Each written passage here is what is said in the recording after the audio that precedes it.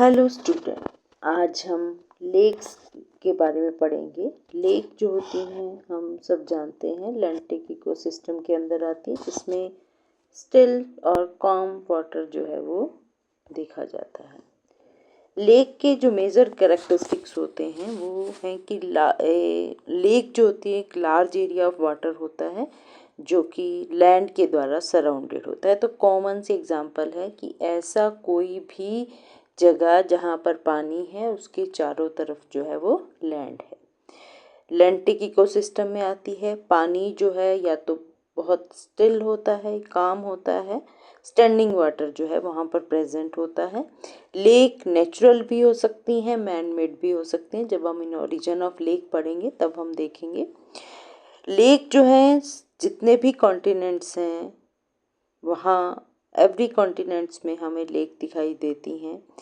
हर तरह का इन्वायरमेंट हो, चाहे वो माउंटेन हैं, डेजर्ट्स हैं, प्लेन्स हैं और सी शोर्स हैं, वहाँ पर लेक देखी जा सकती हैं। लेक जो है वो हमेशा जो है लैंड के ऊपर लाई करती हैं और वो कनेक्टेड हो सकती हैं ओशन से बाय रिवर। कि कुछ लेक ऐसी हो सकती हैं जिनके आउटलेट्स होते हैं जो कि ओपन लेक्स होती हैं, जो रिवर के द्वारा जो है ओशन से जुड़ी हुई होती हैं। लेक जो है वो टिपिकली लार्ज साइज की डीपर होती हैं अगर हम उनको पॉन्ड से कंपेयर करते हैं। We already know lentic ecosystem में पॉन्ड्स लेक जो है वो आती हैं। तो पॉन्ड्स को जब हम कंपेयर करते हैं तो पॉन्ड्स से वो लार्ज साइज की होती हैं और उनकी डेप्थ जो है वो ज़्यादा होती हैं। तो लेक के जो कैरेक्टरिस्टिक्स आ जाते हैं वो है लेक जो होती हैं इनलैंड बेसिन्स होती हैं जहाँ पर वाटर भरा हुआ होता है। लेक का जो सरफेस एरिया जो होता है वो बड़ा होता है, लार्ज सरफेस एरिया होता है। उनके अंदर जो है स्लो मूविंग वाटर प्रेजेंट होता है, इसीलिए उनको हम लैंटिक इकोसिस्टम के अंदर डालते हैं। कॉम्प्लेक्स इकोसिस्टम होता है कि यहाँ पर आपको बायोडाइवर्सिटी जो है हर तरह की दिखाई देती है फ्रॉम सरफेस टू बॉटम। और उनकी अगर हम लेक को देखते हैं तो हर एक लेक जो है डिफ़र करती है इंडिविजुअल टू इंडिविजुअल की किस एरिया के अंदर वो लेक है, वहाँ पर कैसा कल्चर है, वहाँ की कैसी ज्योग्राफी है, वो सब जो है लेक को डिफ़र करती हैं फ्रॉम डिफरेंट लेक के। मतलब कि डिफरेंट लेक के अंदर हम आप डिफ्रेंशिएट कर सकते हैं कि एक पर्टिकुलर एरिया में जो लेक है वो दूसरे एरिया से डिफ़र कर सकती हैं। तो लेक जो है इनलैंड बेसिन है जहाँ पर पानी भरा हुआ होता है और ये वाटर मूव कर रहा होता है लेक में बहुत स्लोली, या तो बिल्कुल स्लोली है या स्टिल वाटर जो है वो प्रेजेंट होता है। सरफेस एरिया जो है बहुत बड़ा होता है। अब लेक का साइज की बात करें तो साइज बहुत वेरी करता है। कुछ स्क्वायर मीटर से जितनी स्मॉल हो सकती है जो कि आपके एक बैकयार्ड के अंदर आ सकती हैं, जैसे हम पॉन्ड कह सकते हैं, और इतनी बिग हो सकती हैं कि उनको हम सी भी बोल सकते हैं, जैसे कैस्पियन सी। कैस्पियन सी एक्चुअल में लेक है यूरोप और एशिया के अंदर, जो कि सबसे लार्जेस्ट लेक है और जो कि अबाउट 370,000 स्क्वायर किलोमीटर तक जो है वो फैली हुई है। लेक की डेप्थ भी वैसे ही वेरी करती हैं कि कोई भी लेक का साइज जो है सेम नहीं हो सकता, तो उनकी डेप्थ भी जो है वो सेम नहीं हो सकती।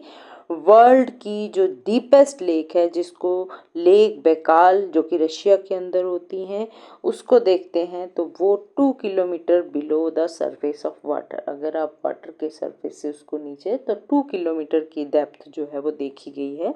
लेक सुपीरियर वो इतनी डीप है कि आप ग्रेट लेक को अगर 4 से 5 ग्रेट लेक को जोड़ के उसका पानी उसके अंदर डाल दें तो उसमें एक सिंगल लेक के अंदर, लेक सुपीरियर के अंदर जो है आ सकता है। कुछ लेक जो है बहुत ही शैलो होती हैं और इतनी शैलो कि एक पर्सन जो है इजीली उसमें खड़ा भी हो सकता है आराम से, मतलब कि उनकी डेप्थ जो है बहुत ही कम होती है। लेक की अगर एलिवेशन की बात करते हैं तो वो भी डिफरेंट होती है। जो हाईएस्ट लेक है, अगर हम क्या करते हैं, जो सी लेवल होता है उस लेवल से जो है देखते हैं कि लेक जो है कितनी हाईएस्ट है। जैसे लेक टिटिकाका जो कि 3810 मीटर जो है सी लेवल से ऊपर है, और लोएस्ट लेक जो है डेड सी जिसको बोलते हैं, जो कि सी लेवल से नीचे है। तो यहाँ पर आप देखेंगे ये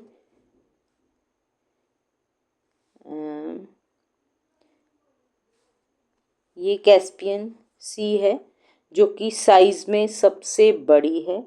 ये लेक टिटिकाका जो कि सी लेवल से हाईएस्ट पॉइंट पर प्रेजेंट है।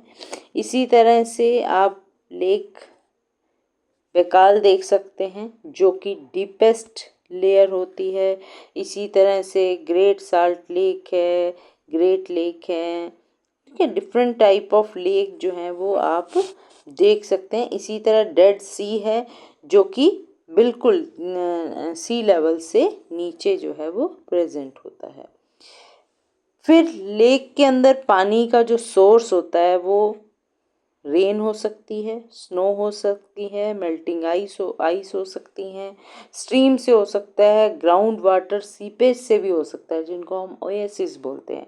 मोस्ट लेक जो होती हैं फ्रेश वाटर की लेक होती हैं, लेकिन कुछ लेक जो हैं वो सॉल्टी भी हो सकती हैं।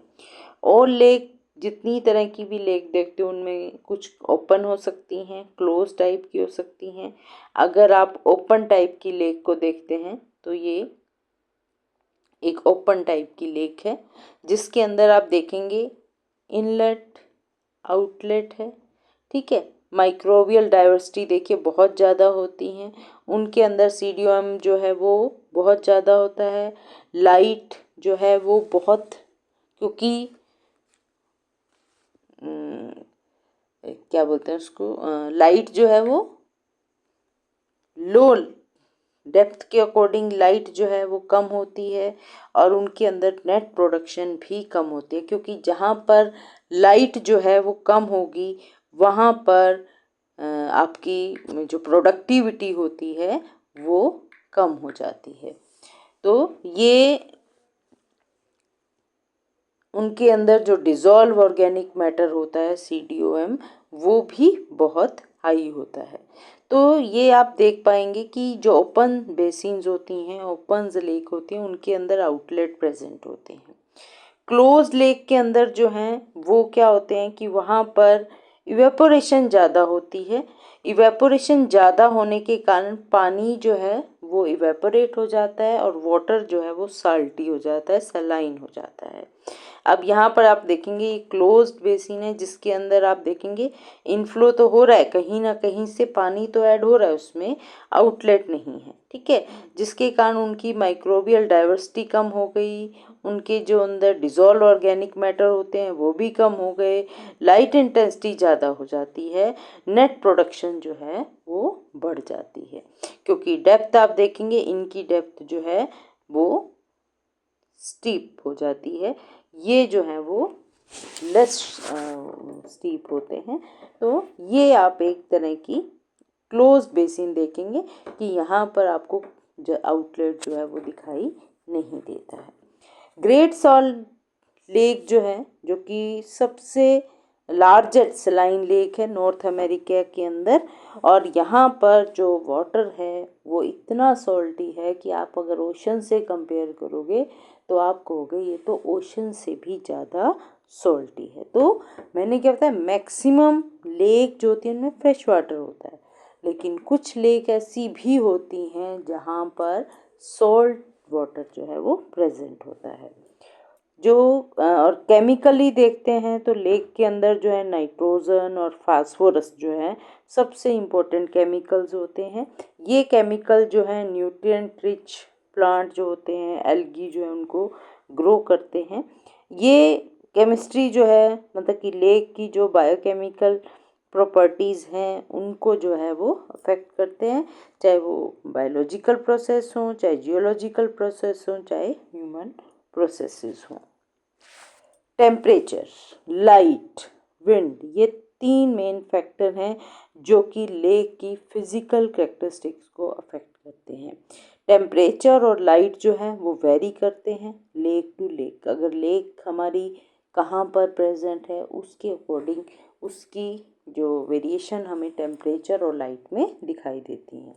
अब डेप्थ है, प्लांट की ग्रोथ है, डिज़ोल्व मटेरियल कितना है, टाइम क्या है डे का, सीज़न क्या है, एल्टीट्यूड क्या है, ये सारे अफेक्ट करते हैं लाइट एबिलिटी को वाटर के अंदर पास आउट करने के लिए। लाइट और विंड वो क्या करती हैं, अफेक्ट करती हैं टेम्परेचर ऑफ द लेक में। सनलाइट वाटर को वार्म कर देती हैं, विंड्स जो हैं वो वाटर को कूल कर देती हैं। तो लाइट और विंड टेम्परेचर को जो है वो अफेक्ट करते हैं। मोस्ट लेक जो हैं उनमें थर्मल स्ट्रेटिफिकेशन देखी जाती है। वहाँ पर लेक के अंदर जो है वो जोन बन जाते हैं according to the temperature. Thermal stratification जो होती हैं उसमें आप देखेंगे कि लेक के अंदर जो है ना 3 मेन टाइप की लेयर बन जाती हैं और वहाँ पर सब में डिफरेंट रेंज ऑफ टेम्परेचर जो है वो शो होता है।